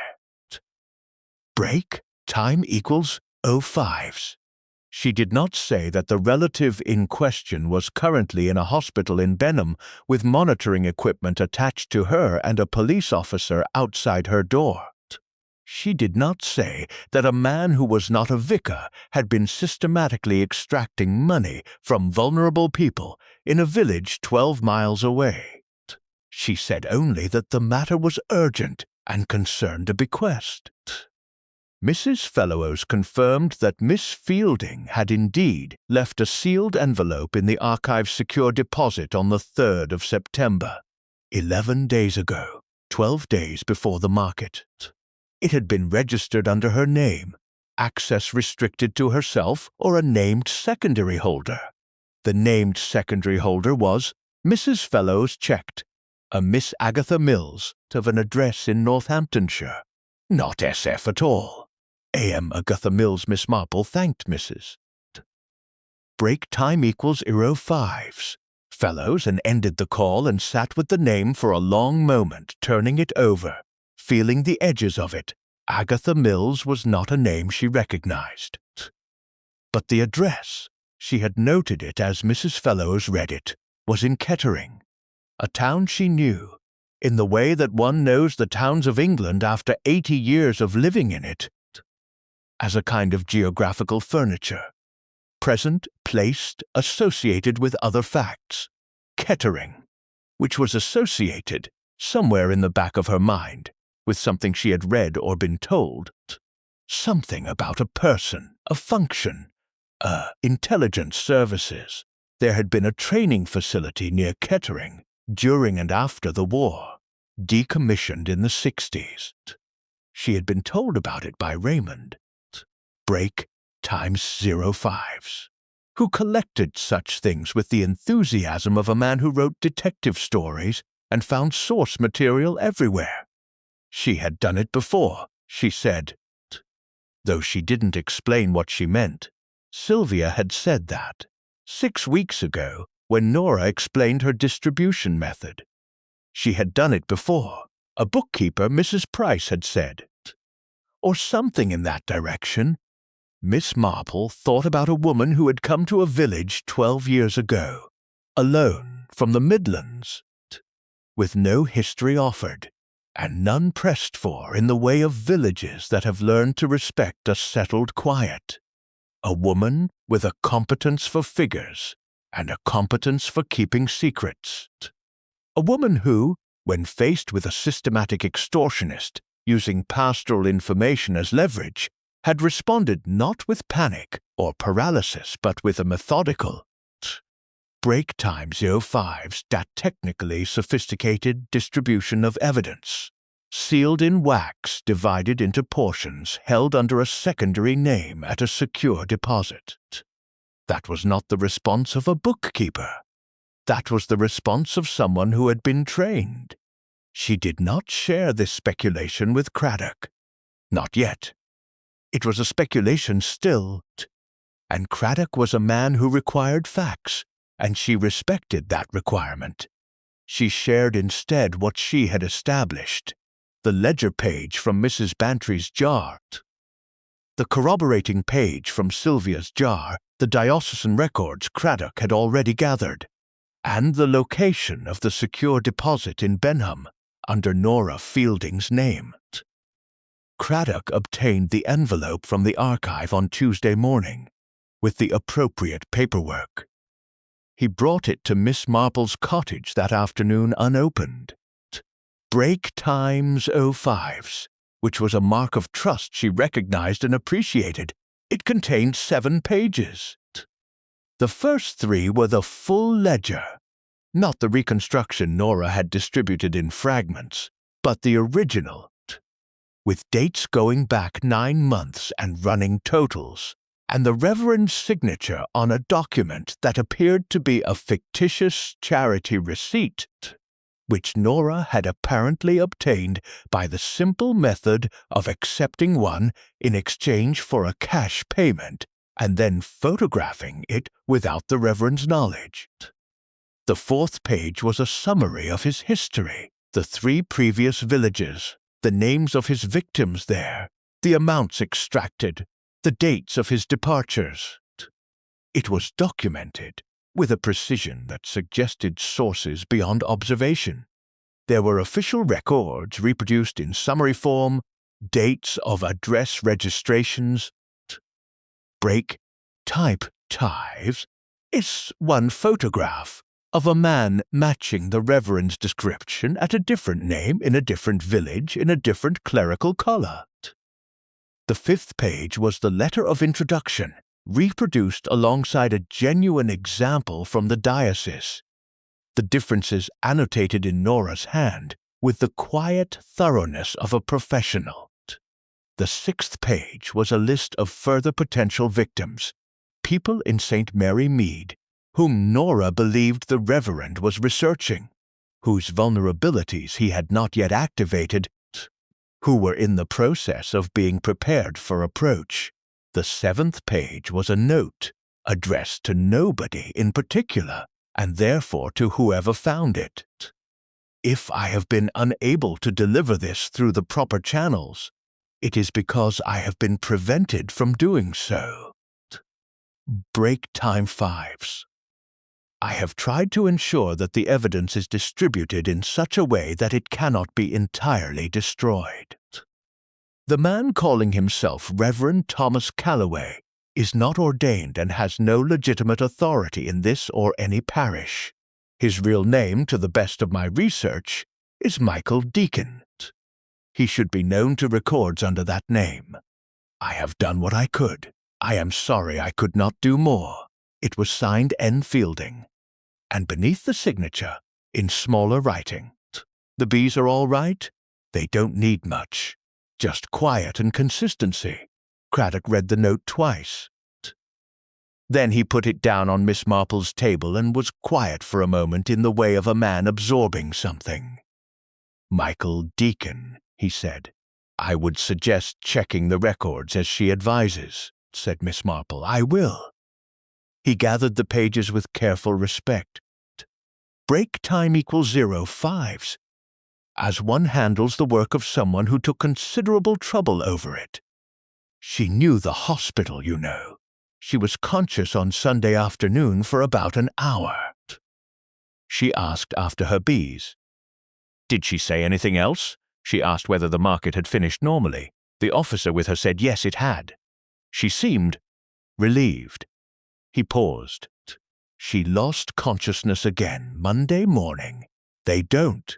It isn't clear when or whether she'll recover. Miss Marple looked at her hands.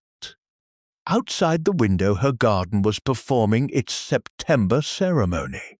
The turning and releasing, the slow, beautiful giving back of summer to the ground. She had always found autumn melancholy in a way that was not unpleasant, a melancholy that acknowledged endings without resisting them. This was different. Break time 05s. This was the particular grief of a woman whose care and courage had not been quite sufficient against the speed of what had come for her. She deserves justice, said Miss Marple quietly. She'll have it, said Craddock, and there was nothing performative about the statement. It was simply what he intended. That evening Miss Marple sat with her knitting and thought about the 6th page. The list of further potential victims. The people who did not yet know they were being researched. This was methodical work. The work of someone who planned well ahead, who moved on only when fully exploited, who left a village only when he had decided to, not when he was forced. The Reverend had been in St. Mary Mead for 8 months. His typical tenure was 8 or 9 months. He had activated 3 victims. He was researching more. Break time 5s. He was preparing to leave, which meant he would begin to act soon. The final extraction before departure, the increased pressure, the last payment demanded before the polite, regretful announcement that his ministry was calling him elsewhere. Or, and this was the thought that made her needles pause, he had come early to the market on Sunday because he had discovered what Nora was doing, and his original timetable had been accelerated. The jar taken from the market stall. The need to understand what evidence existed before deciding whether to leave immediately or manage the situation. He had taken 1 jar. He did not know how many others there were. He had visited her that Thursday, 2 days before the market, asking gently what Nora had said. He was still gathering information. Break time 5s. He was still here because he was not yet certain whether the evidence against him was complete. That made him more dangerous, not less. She set down her knitting and rang Craddock again. "He will come to me again," she said, when Craddock answered. "He came Thursday to assess what I knew. He will come again when he feels enough time has passed.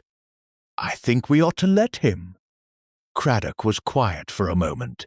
"You are proposing to let him come to you while we are in a position to observe." "I am proposing to let him come to me while I am in a position to ask him questions that will confirm or eliminate certain things I still need to understand." She paused. "The honey jar he received from Nora. He said he had finished it.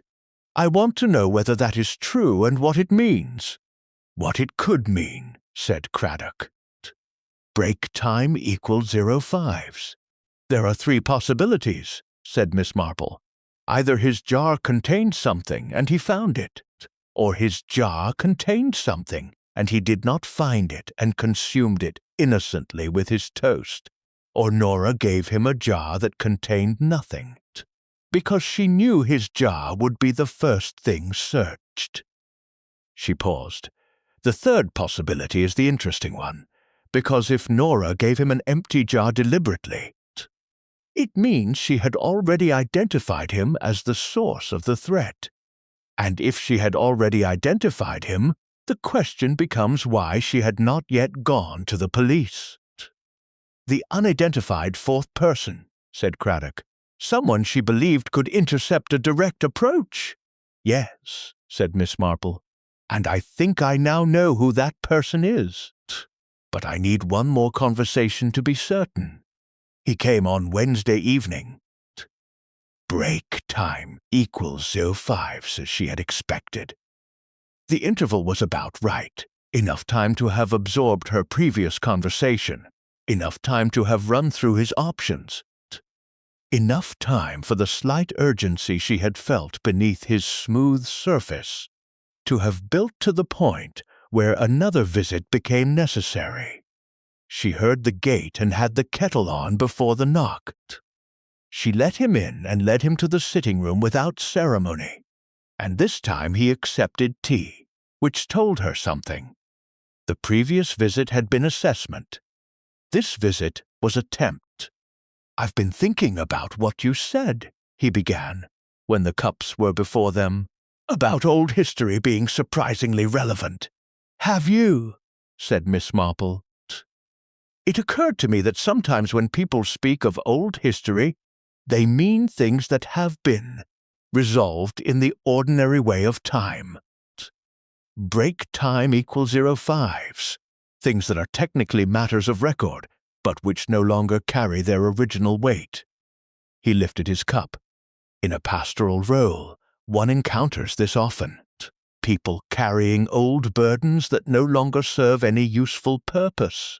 "Old secrets," said Miss Marple. "Old difficulties," he said with gentle correction, "such as perhaps—" "A fraud conviction from 30 years ago," said Miss Marple pleasantly. "Or an inquiry into death certificates that was resolved without finding fault. Or an illegitimate child whose father is no longer living." The cup went back to its saucer with a precision that replaced the slight tremor that had begun in his hands. "I don't know what you're suggesting," he said. "I think you do," said Miss Marple. "Break time equals 05s.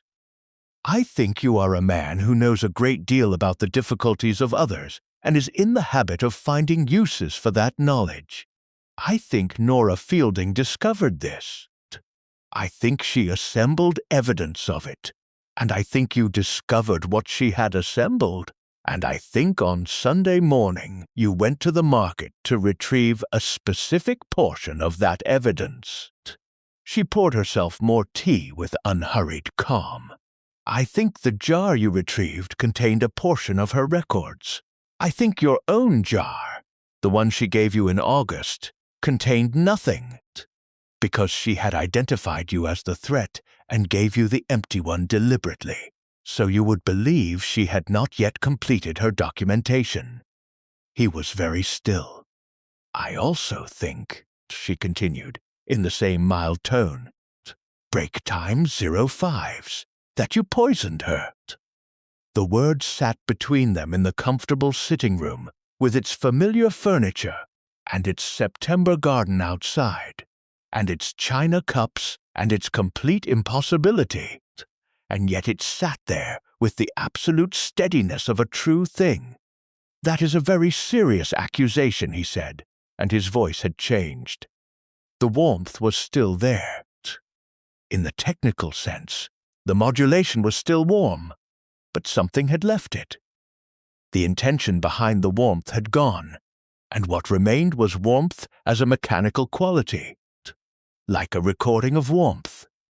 "Yes," said Miss Marple, "it is. You are an elderly woman who witnessed a distressing event and has allowed her imagination to—" "The digitalis," she said.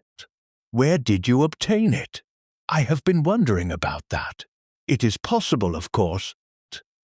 Break time equal 5s.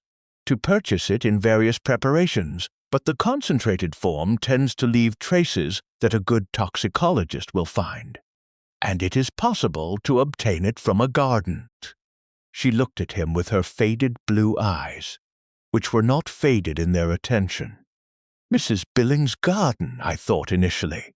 "Her foxgloves are exceptional. But you would have had to visit her garden and remove plant material, and that is the sort of thing that is remembered. I have nothing to say to you."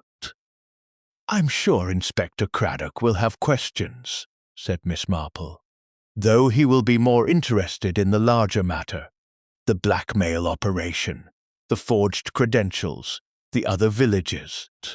Those carry rather more weight than a single poisoning, though the poisoning is of course the most serious thing. She set down her cup. Break time 05s. I should tell you that the document Nora assembled is already in police hands. The complete document, including the full ledger and a photographic reproduction of your letter of introduction, alongside a genuine example from the diocese. His face did the thing faces do when a calculation is revised under pressure, not collapse, but a small, rapid internal adjustment. He was thinking about what remained controllable. He was that kind of man. There is also the matter of the honey jar, said Miss Marple, the one taken from Nora's stall on Sunday. I expect you disposed of it, which was sensible. But Mr. Dent at the chemist remembers you. He looked at her quickly. I was never at the chemist. No. But the man who accompanied Nora to the chemist on Thursday is described well enough. Quiet, watchful. Time 05s. You had been watching her for some weeks by then, I imagine, following the preparations. You knew about the wax. You knew she was sealing something. You didn't know exactly where she had hidden it until Sunday morning, when she went to her stall early, before the market opened, to check the middle shelf jar, and you observed which jar she was most concerned about. The room was very quiet. The September dark outside was complete and the village was still, and somewhere in the lane beyond the garden, a cat passed with the soundless certainty of cats going about their own business in the dark. He stood up. "Sit down," said Miss Marple, in a voice that had nothing of the mild elderly lady in it. "Inspector Craddock is parked in the lane. He has been there since 8 o'clock. There is also Constable Wells at the garden gate. Break time equals .05s. I would suggest you sit down and we wait for them to come in, which they will do in approximately 3 minutes, and that you use those 3 minutes to think carefully about whether cooperation might serve your interests better than the alternative." He sat down. It was, she thought, the most unambiguous confirmation of everything she had theorized. An innocent man does not sit down at that instruction. An innocent man objects, or stands firm, or demands explanation. A man who knows the exact weight of what is coming for him calculates, and, calculating, decides that sitting has more future than running. They sat in silence for 2.5 minutes. Then Inspector Craddock knocked. The interrogation, which Miss Marple was not present for, lasted 4 hours. Break time equal 05s.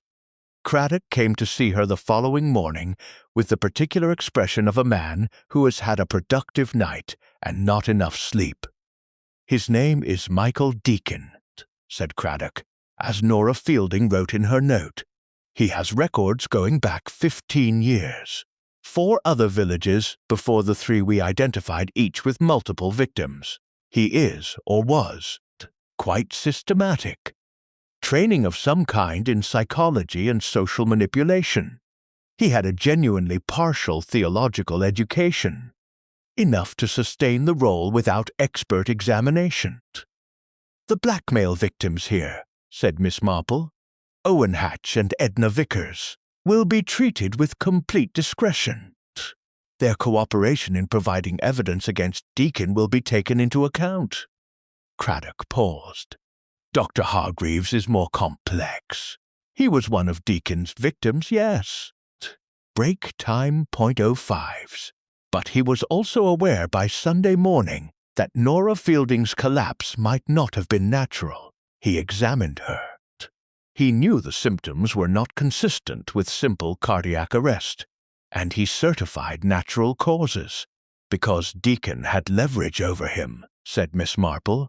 Yes, we believe Deacon had already been in contact with him before the market, perhaps the previous evening, and made clear what would happen if Hargreaves raised complications.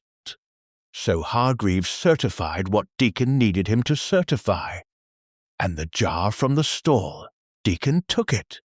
He passed it to Hargreaves during the confusion, asking him to dispose of it.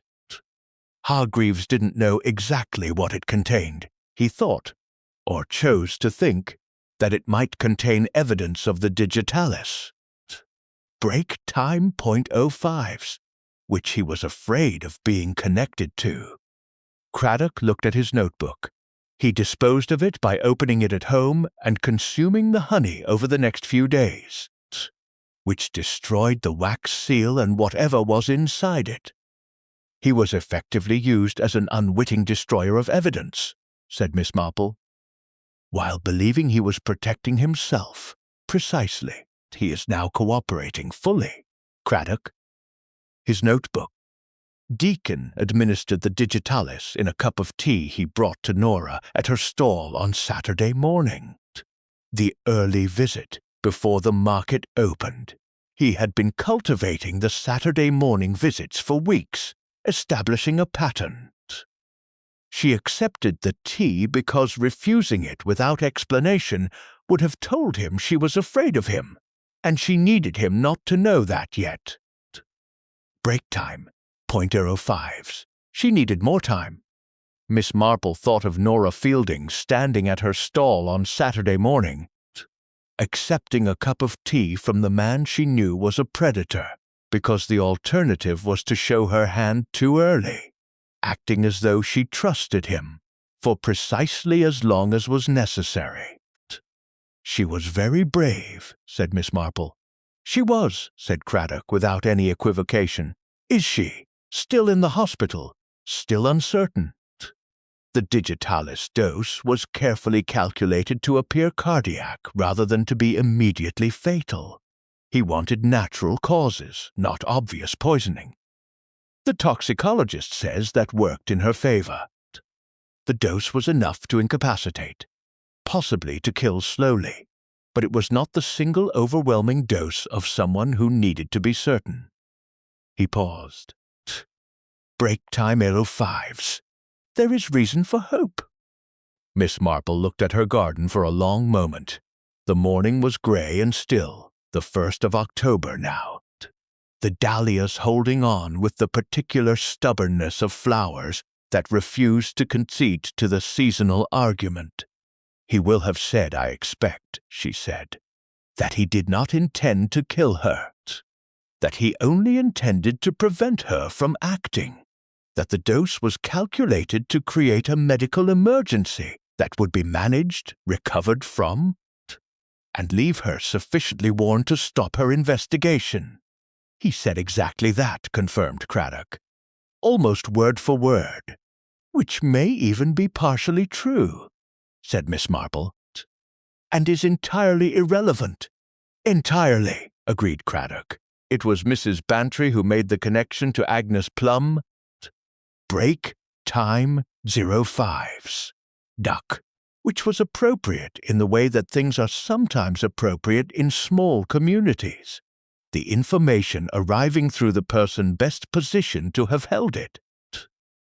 For the simple reason that she had been in the village long enough to remember everything and sharp enough to know when something she had remembered had become relevant. She arrived on Thursday morning without warning, which was her prerogative, and sat down with the expression of a woman who has been thinking hard overnight and has arrived at something she needs to verify before she can set it aside. Agnes Plum, she said.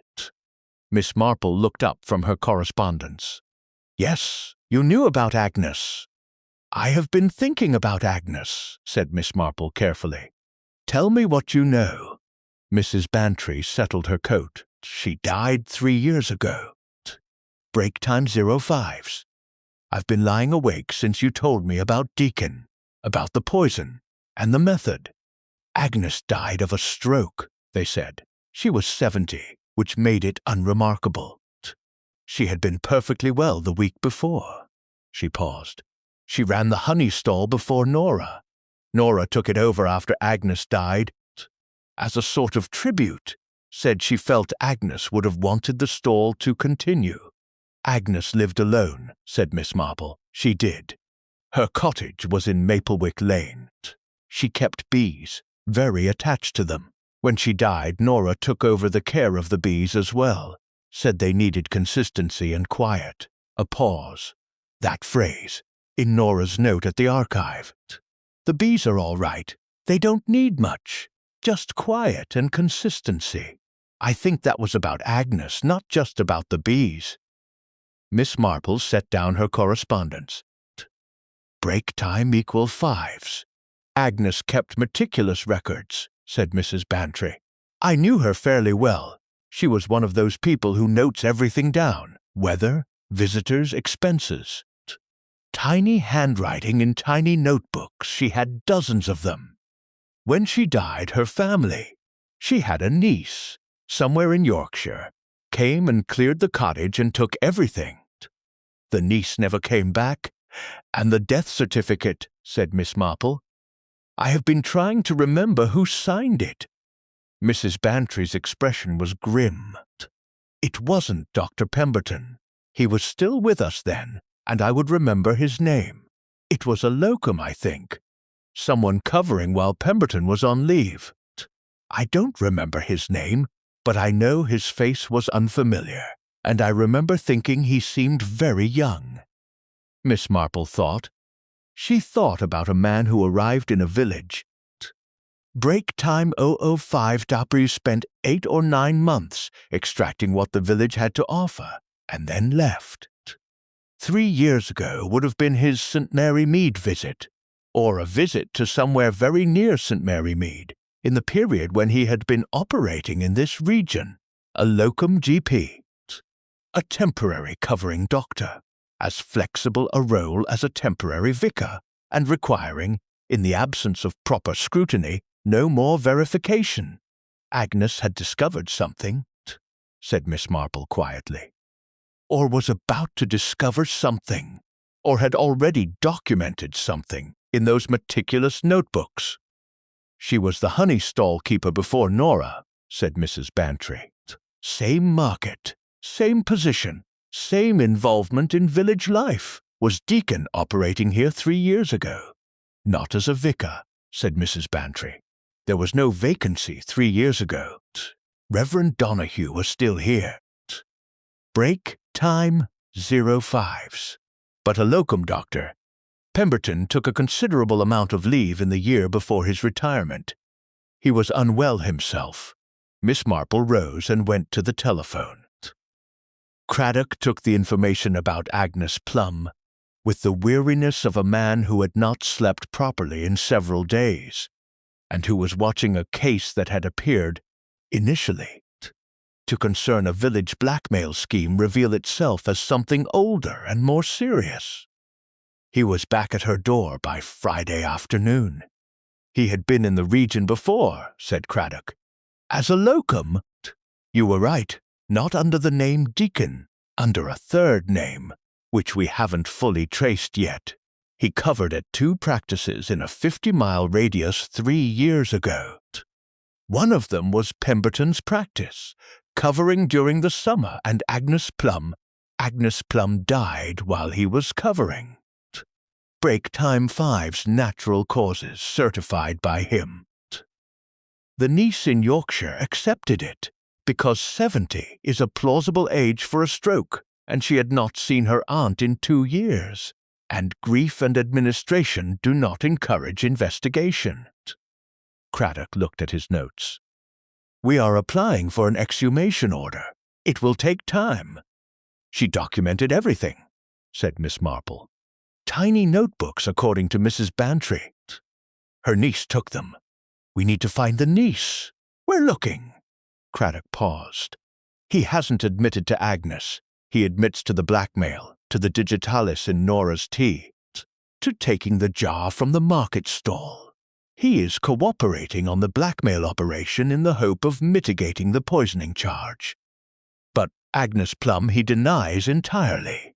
He would, said Miss Marple. That is the old crime. Break time 05s. The blackmail can be explained as a man of poor character taking advantage. A premeditated murder 3 years ago, followed by a return to the same region under a different role, is something else. It suggests a pattern that changes the nature of everything. It makes him more dangerous in retrospect, said Craddock. It makes the previous villages more dangerous in retrospect. They both understood what this meant. The previous villages, the previous victims, the quiet departures, and the 3 years between. People who had paid, and people who had perhaps stopped paying or threatened to speak. People who had perhaps died of strokes and heart attacks and other convenient unwitnessed dignities. How many? Said Mrs. Bantry, who had stayed quietly throughout this conversation. Nobody answered immediately. Break time 05s. We don't know yet, said Craddock finally. The connection that made it comprehensible, not comfortable, not resolved, but comprehensible in the way that a thing which has been a knot becomes, when you find the right thread, suddenly a line. Came to Miss Marple on Friday evening. Sitting with her knitting in the last of the autumn light, Agnes Plum had kept meticulous records. Nora Fielding had, over 12 years, maintained Agnes's bees and Agnes's stall and Agnes's memory. Nora had come to the village the year after Agnes's death, hired to take over the stall by the market committee. Recommended by. She stopped and put down her knitting and thought carefully. Nora had been recommended by Agnes's niece in Yorkshire. She had been specifically recommended by the family to take over the stall and the bees. Break time equals 05s, with a particular request that she care for them as Agnes had. She had done it before, she said. A woman trained in some precursor to intelligence work, coming to a village where she had been specifically placed by the family of a woman who had died under suspicious circumstances, taking on the role of that woman, maintaining her bees, her stall, her position at the market, the position of maximum community contact, maximum observation, not a tribute, an investigation. Nora Fielding had been looking for the man who killed Agnes Plum for 3 years, and she had found him. The bees are all right. They don't need much, just quiet and consistency. Agnes's bees, Agnes's honey, Agnes's stall in Agnes's position at the market, maintained by a woman whose care for Agnes's legacy was not the care of a stranger who had admired her work. Break time 05s. It was something older than that and more deliberate. Miss Marple thought about the initials, A.M., Agatha Mills, the name at the archive. Not Nora's contact or her handler, possibly Agnes's family name, the niece in Yorkshire, the one who had taken the notebooks.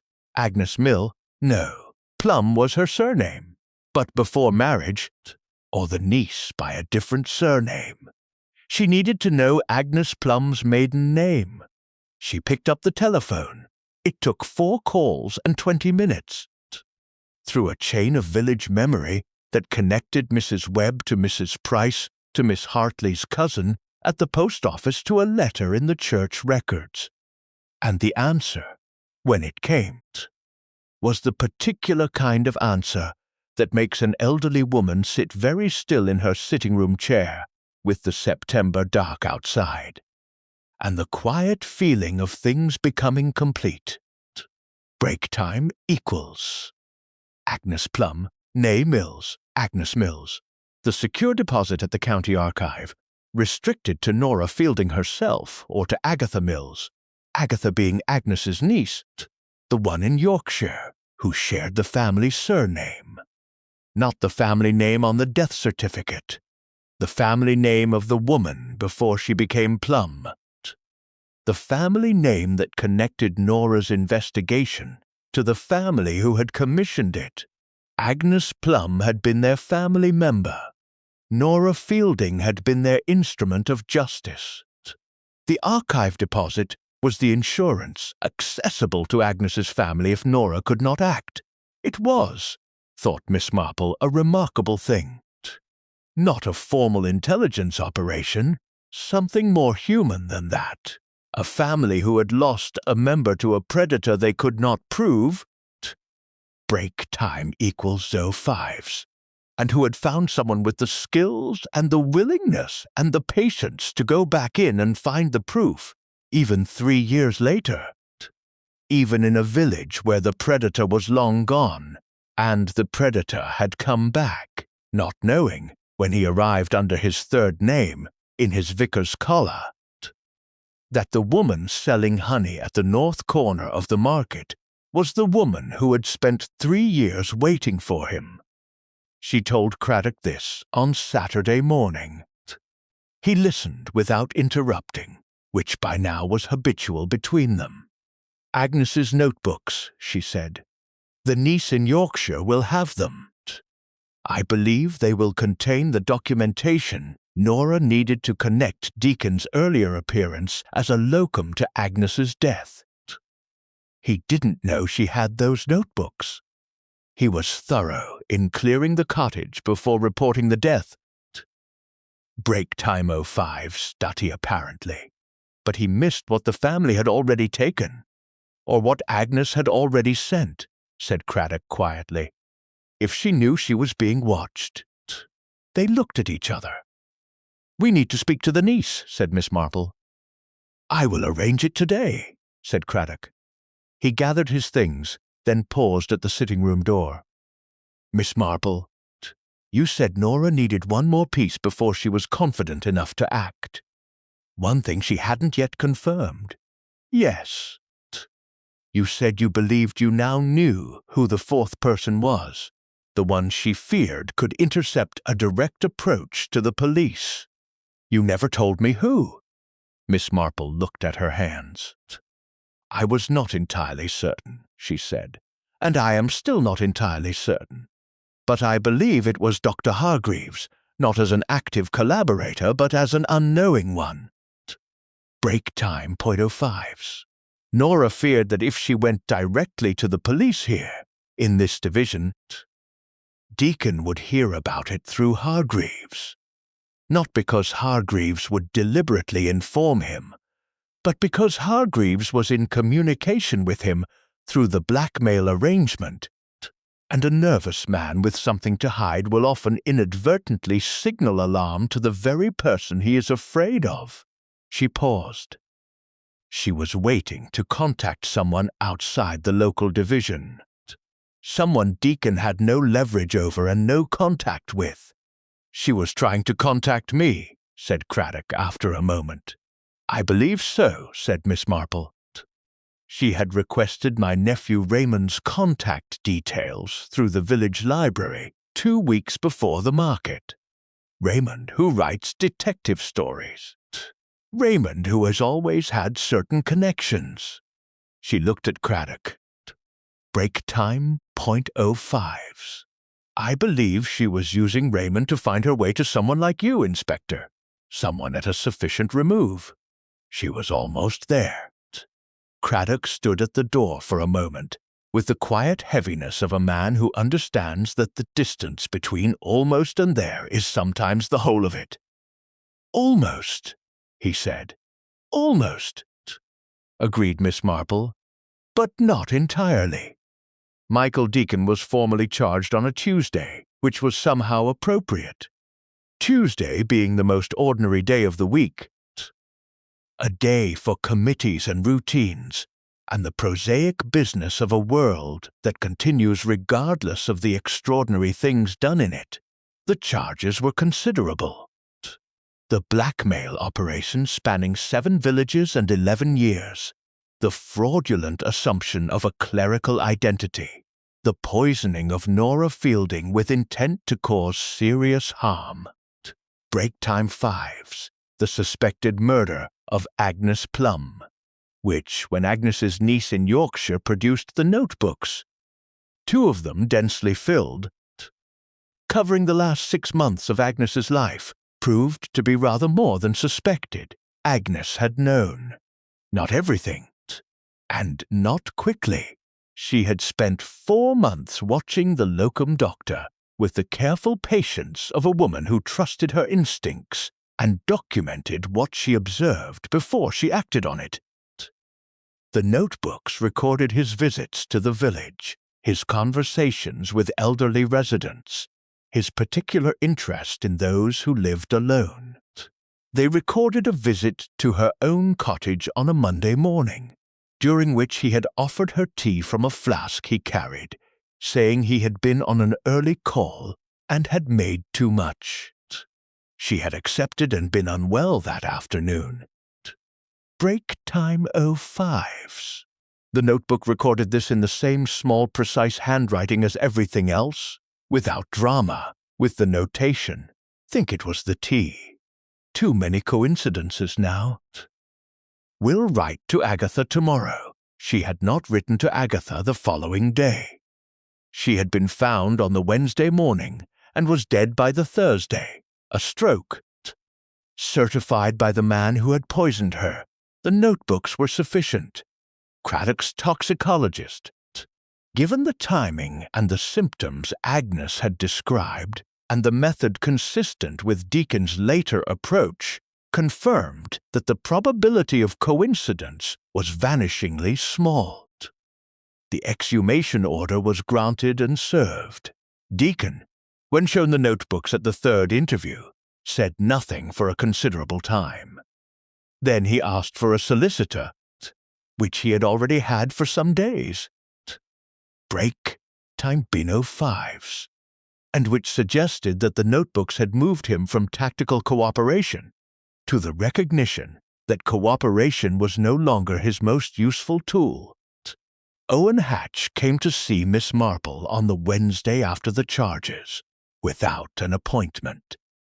He stood on her doorstep in his good jacket, which he had clearly put on for the occasion, with an expression that combined embarrassment and dignity in equal and uncomfortable measure.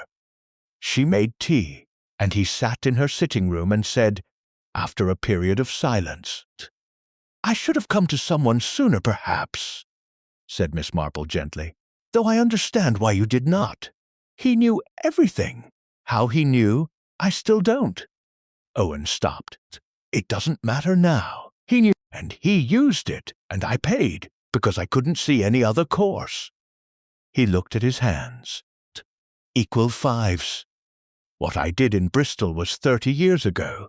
I was 28. I paid for it properly. Legally, I mean. Served the time, made good.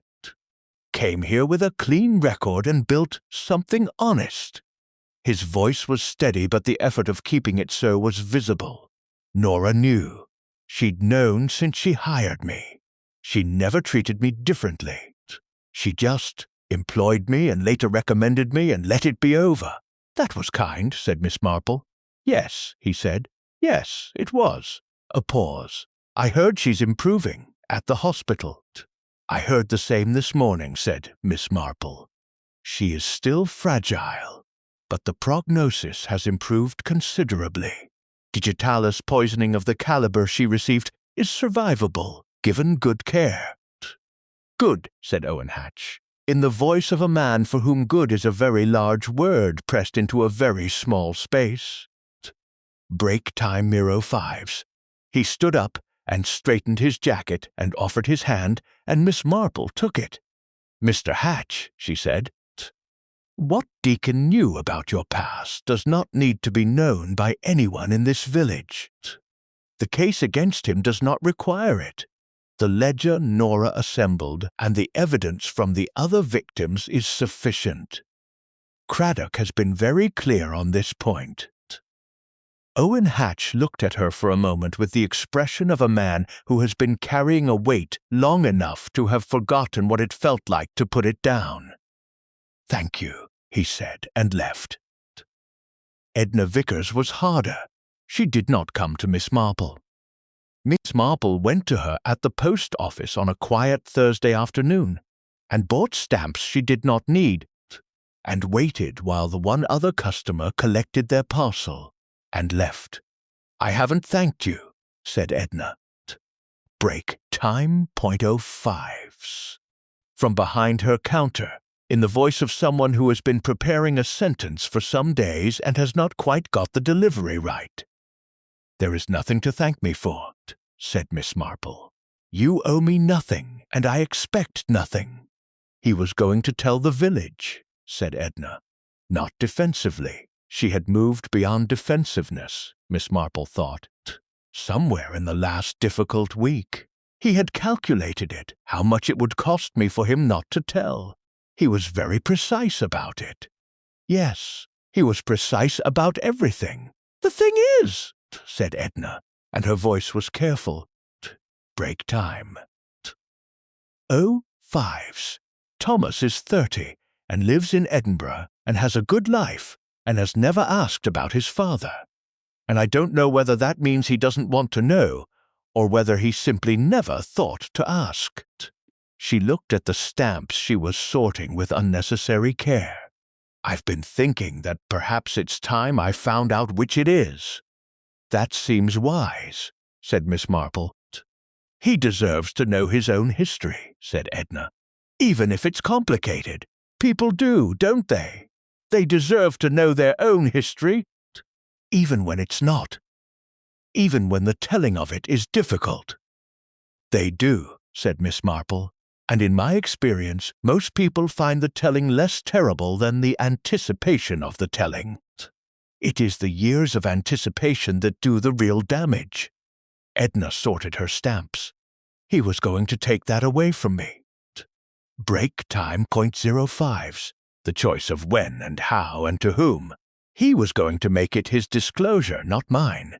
She looked up with the clear, steady eyes of a woman who has been thinking about this for many years and has come to a resting place. I'm glad he didn't. So am I, said Miss Marple, and meant it. Dr. Hargreaves left the practice voluntarily in October, which was perhaps inevitable. He wrote Miss Marple a brief letter before he went, which surprised her. They had not been on corresponding terms, and which said, with a conciseness that was itself a kind of honesty, that he was sorry he had not acted correctly, that he knew this inadequate, that he understood the consequences of his inaction had fallen on Nora Fielding, and that he intended to submit himself to the medical council's review process and accept whatever followed. Break time .05s. It was not absolution. He had not asked for it, and she did not offer it, but it was the beginning of a reckoning, which was something. She wrote back 3 lines, acknowledging his letter, wishing him well in the process, and noting that Nora Fielding's prognosis continued to improve. She thought about adding more, but did not. Some things required time and not words. Mrs. Bantry came for tea on a Saturday in late October, and they sat in the sitting room with the fire beginning to be a necessity rather than a comfort, and talked about all of it in the way that 2 women who have known each other for many years talk about difficult things, directly, without ceremony, with the small asides and tangents that are not interruptions but are part of the texture of a long friendship. She knew he'd killed Agnes, said Mrs. Bantry. Break time .05s. She came here knowing. 3 years, Jane, 3 years of maintaining Agnes's stall and Agnes's bees, and making Agnes's honey, and living in Agnes's village. Waiting for a man she knew by description and by method, but not by face, to make the mistake of returning. Miss Marple set down her cup. He came back because he had been thorough here before. He knew the territory. He knew the vulnerabilities. He calculated that enough time had passed, that any risk from Agnes was resolved. He was, in his own estimation, a careful man. He underestimated her. He underestimated what 12 years of patience looks like, said Miss Marple.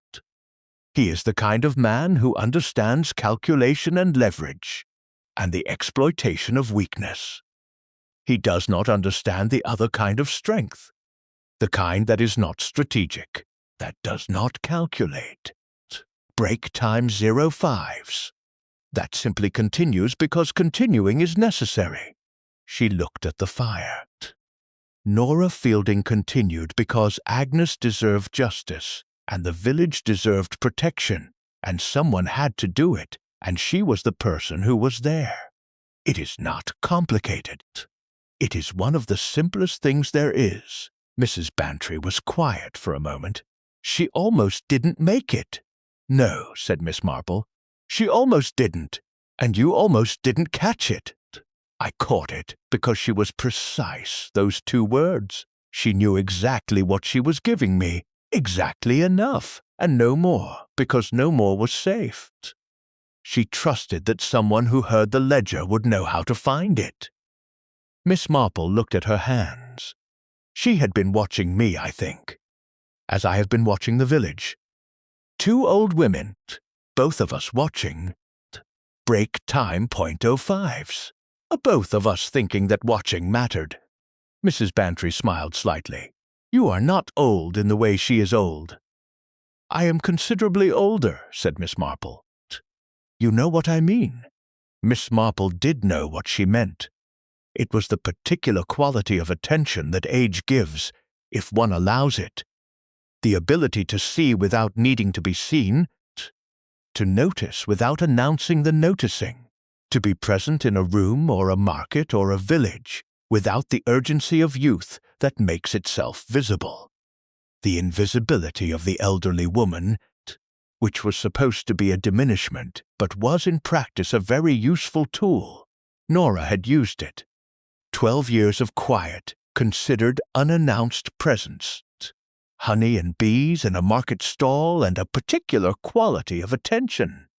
The thing about small villages, said Miss Marple, is not that nothing happens in them. Break time knife? Everything happens in them. Everything that happens anywhere in the world happens first, in smaller form, in a village. The deception and the courage and the greed and the patience, all of it. One learns to read it here, and then one can read it anywhere. The ledger, said Mrs. Bantry. The ledger, agreed Miss Marple. Every village keeps one, not in writing, but it is there. Who owes whom what has been done in the dark, what has been borne in silence. Most of the time it stays invisible. But occasionally, she paused, occasionally someone with a very long memory and a very steady hand writes it down. The Sunday market reopened on the 2nd of November.